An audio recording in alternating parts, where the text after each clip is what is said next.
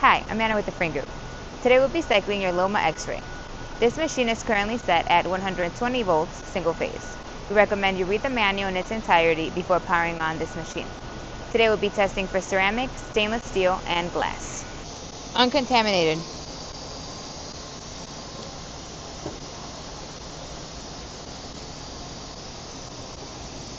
Glass.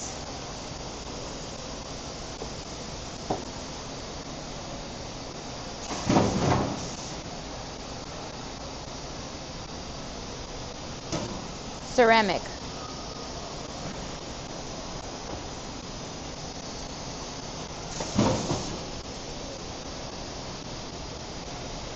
Stainless steel.